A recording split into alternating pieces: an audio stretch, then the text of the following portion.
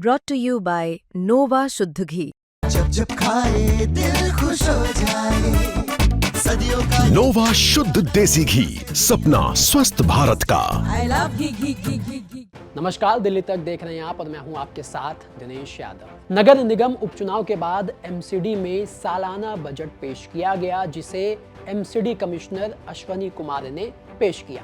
16,531 करोड़ रुपए के बजट की खास बात यह है कि लगातार तीसरे साल दिल्ली वालों पर कोई प्रॉपर्टी टैक्स नहीं लगाया गया और ना ही इस बजट में किसी तरह का कोई टैक्स बढ़ाया गया है। इस बजट को पेश करते समय एमसीडी कमिश्नर अश्वनी कुमार ने यह भी जानकारी दी कि पिछले साल के मुकाबले इस साल टैक्स भरने वालों की संख्या में काफी इजाफा हुआ है। तकरीबन 19.8% लोगों की बढ़ोतरी हुई है और अब टैक्स भरने वालों का दिल्ली में आंकड़ा 12 लाख को पार कर गया है। तो वहीं सितंबर तक प्रॉपर्टी टैक्स से तकरीबन एमसीडी को 2270 करोड़ रुपए मिले हैं, जो टैक्स कलेक्शन में 30% की बढ़ोतरी है।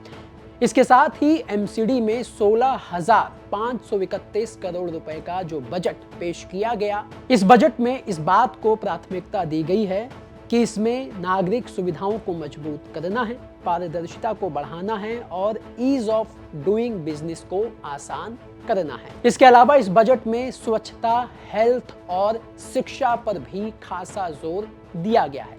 तो कुल मिलाकर इस पूरे एमसीडी के बजट में आपके लिए क्या खास है, चलिए वो हम आपको पॉइंट वाइज बताते हैं। आपको बता दें कि एमसीडी के इस कुल बजट का यानी कि करीब 29%, जो कि 4,795 करोड़ रुपए बनता है, ये पैसा सिर्फ सफाई और कचरा प्रबंधन पर खर्च किए जाएंगे। इसके अलावा कुल बजट का 15% शिक्षा पर खर्च किया जाएगा और 12% स्वास्थ्य पर खर्च किया जाएगा। इस बजट में ठोस कचरा प्रबंधन हेतु नई सुविधाएं विकसित करने पर भी जोर दिया जाएगा। शहर में कचरा निपटान को बेहतर करने के लिए नए डिस्पोजल सेंटर बनाने की योजना है। प्रदूषण और धूल कम करने के लिए 60 मैकेनिकल रोड स्वीपर और 60 बैटरी चालित लिटर पिकर खरीदे जाएंगे। इसके अलावा लगभग 250 किलोमीटर सड़कों की मरम्मत पूरी हो चुकी है और मार्च तक 600 किलोमीटर तक के टारगेट को अचीव करने का लक्ष्य है। इससे लोगों को रोजमर्रा की यात्रा में बड़ी राहत मिलेगी।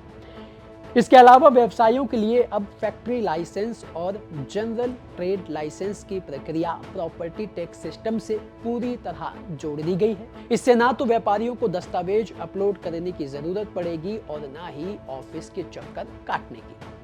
प्रॉपर्टी टैक्स जमा करते ही लाइसेंस अपने आप डाउनलोड हो जाएगा और जल्द ही हेल्थ ट्रेड लाइसेंस को भी इस सिस्टम से जोड़ने की तैयारी है। इसके साथ ही शहर में 20 नई मल्टी लेवल पार्किंग बनाने का प्रस्ताव भी रखा गया है, ताकि मार्केट के इलाकों में पार्किंग की समस्या कम हो सके। तो कुल मिलाकर नगर निगम उपचुनाव के बाद एमसीडी में जो पहला बजट पेश किया गया, उसका लब्बो-लुबाब ये है कि इस बजट में हर साल की तरह भी इस बार दिल्ली वालों पर टैक्स का कोई अतिरिक्त बोझ नहीं डाला गया है, प्रॉपर्टी टैक्स को नहीं बढ़ाया गया और ना ही कोई एडिशनल टैक्स दिल्ली वालों पर थोपा गया है। तो ये दिल्ली वालों के लिए बड़ी राहत की खबर है।